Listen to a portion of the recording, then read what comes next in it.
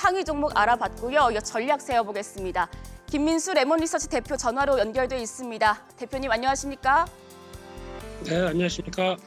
네, 지금 뉴욕 증시가 일제히 하락 마감했습니다. 새 정부의 적극적인 경기 부양 기대감에 사상 최고치 랠리를 이어오다가 이제 다시 한 발 물러나게 됐는데 오늘장 어떻게 보셨습니까?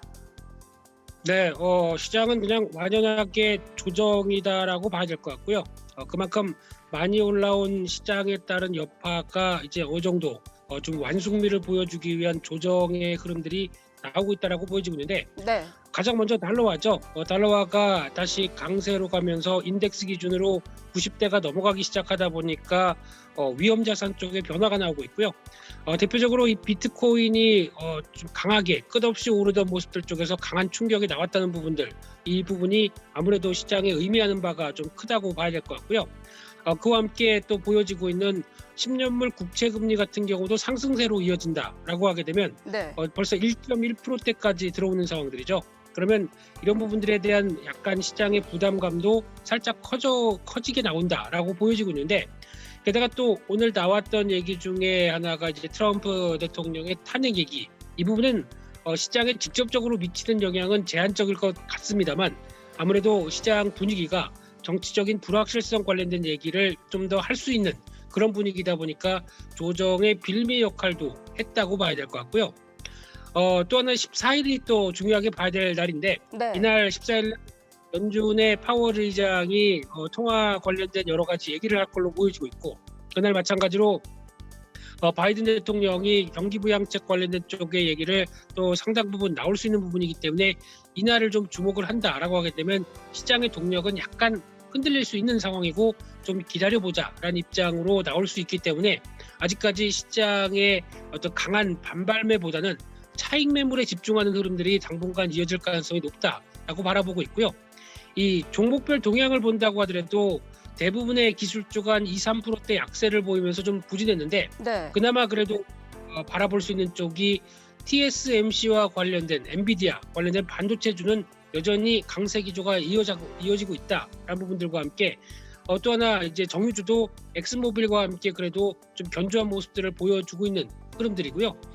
게다가 또 JP모건과 관련된 금융주 쪽에서에 대한 흐름들도 상대적으로 금리가 올라오다 보니까 양호한 모습들로 이어지고 있다. 특히 이번에 시티그룹과 함께 이제 실적 발표가 금요일부터 이어지고 있는 가운데 실적에 대한 기대감이 상대적으로 약간 올라오고 있는 상황들이죠.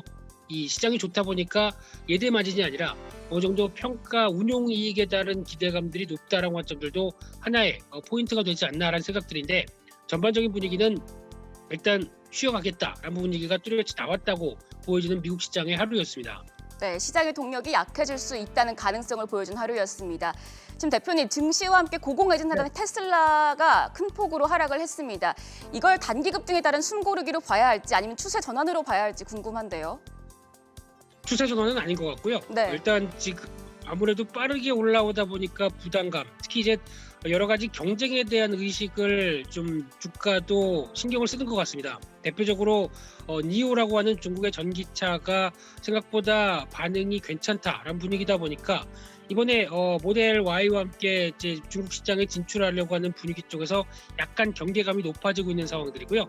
그와 함께 또 애플카를 의식을 안 할래야 안 할 수가 없는 상황들이죠. 네. 특히 애플카가 나옴으로 인해서 테슬라의 그동안 독주하던 모습들 쪽에 약간, 물론 이제 중장기적인 변화라고 하더라도 어떤 전기차 쪽에 확고한 독주를 하는 이미지 쪽에서의 변화가 나온다라고 하게 되면 아무래도 살짝 경계감이 쏠려 있다는 관점 쪽에서 바라보고 있는 상황들인데, 일단 기술적으로 보게 되면은 테슬라가 $800대 넘어갔던 부분들 쪽에서 아무래도 추가 동력을 찾는다라고 하게 되면 적어도 한 $750대 밑에서 어느 정도 지지권을 확보해야 주가에 대한 변화가 좀 더 단단해지지 않을까라는 관점이기 때문에 일단 혹시 신규 매수를 고려하신다라고 하게 되면 지금 단계 쪽에서 바로 사는 전략들은 그렇게 썩 좋지 못할 것 같고요. 네. 한 단계 조정을 받았을 때 대응하는 전략들이 테슬라도 마찬가지로 좋아 보인다고 볼 수 있을 것 같습니다. 네, 알겠습니다. 지금까지 김민수 레몬리서치 대표였습니다.